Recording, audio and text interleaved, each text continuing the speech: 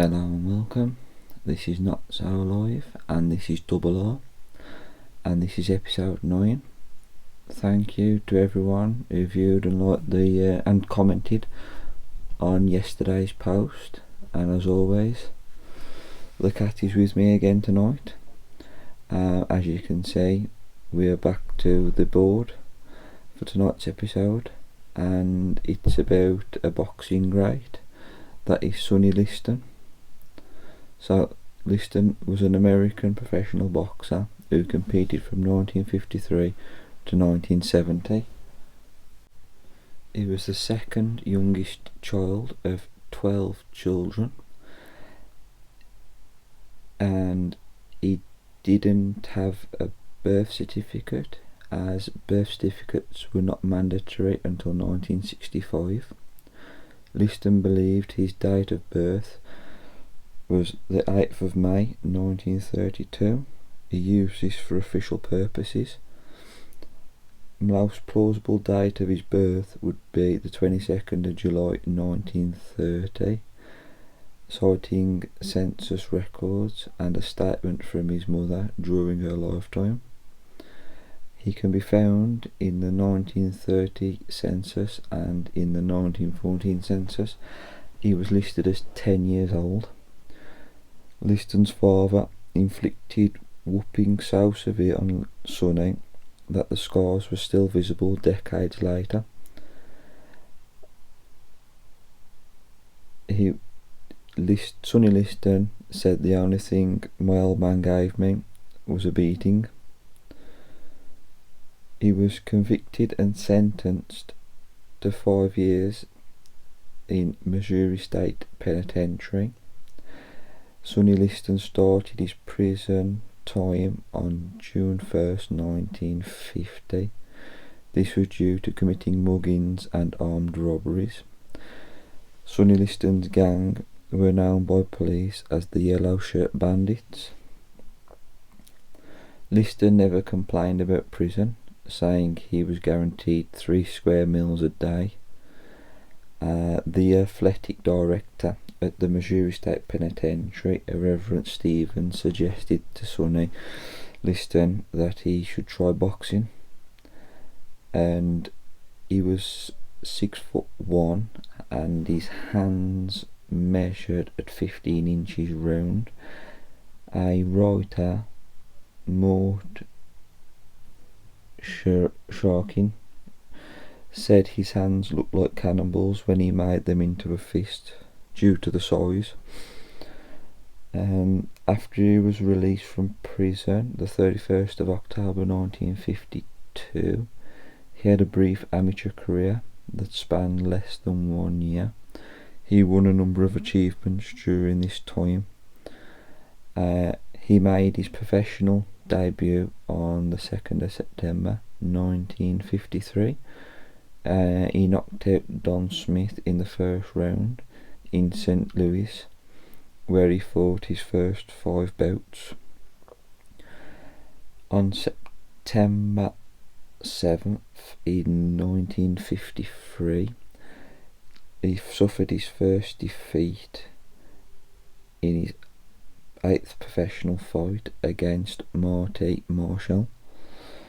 Apparently, Marshall had nailed Liston while he was laughing, and this broke his jaw. Liston finished the fight but lost in an 8-round split decision. And on April 21st, 1955, he defeated Marshall in a rematch, dropping him 4 times, en route to a 6-round knockout. They fought for a 3rd time, the 6th of March 1956, which Liston won by a 10-round unanimous decision. And then in 1958, Liston returned to boxing. Apparently he'd done some time in jail. He'd assaulted a police officer. He claimed the police officer had used racial slurs, which was really common back then, and apparently he broke the officer's knee, and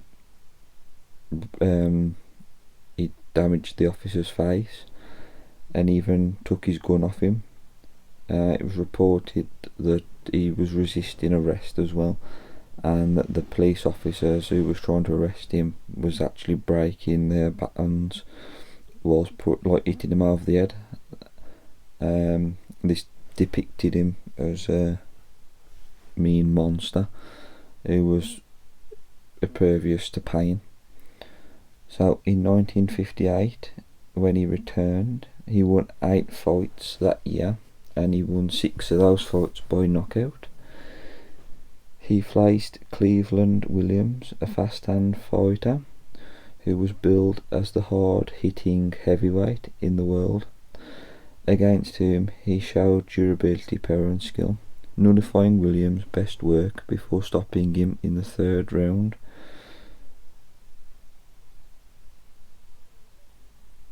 He was victorious. In regards, this is some of Liston's most impressive performance, his most impressive performances.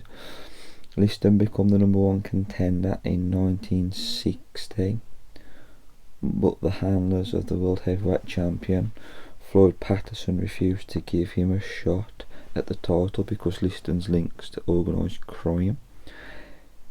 He was finally given a chance to face Patterson.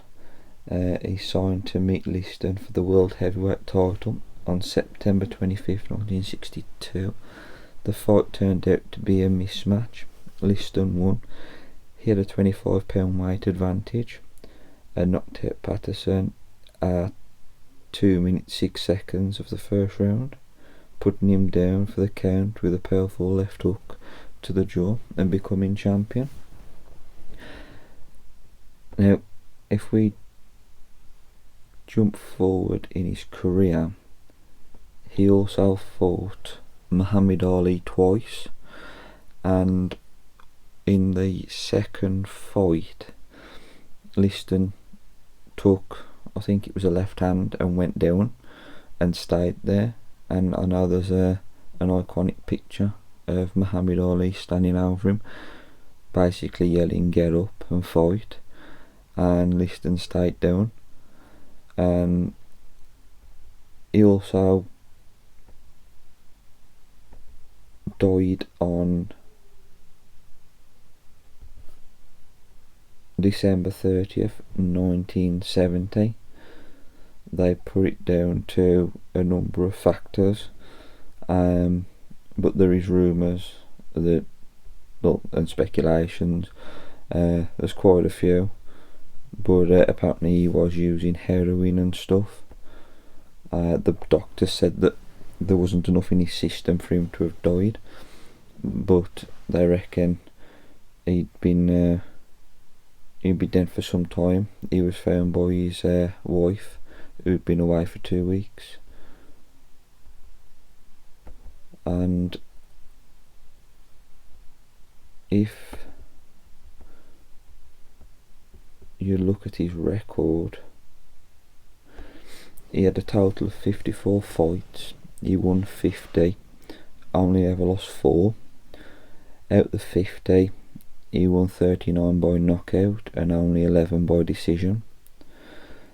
So he was quite a prolific fighter in his time, and I think he lost his first fight, and then I think he went a total of, I don't know if it was 9 or 10 years before losing again, and that was to Muhammad Ali. So his first loss happened in 1955, and then he won every single fight then up until 1964, and that was when he fought Muhammad Ali. So it's some stretch. So I hope everyone's enjoyed the episode. I will be bringing you another episode tomorrow, and I shall well, I don't know what the episode's going to be about, so it'll just be a surprise for everybody. And thank you again for anyone that views the videos or the channel. I do appreciate it, and the likes and stuff. It does mean a lot. So I hope you all have a good evening, and I'll see you again soon.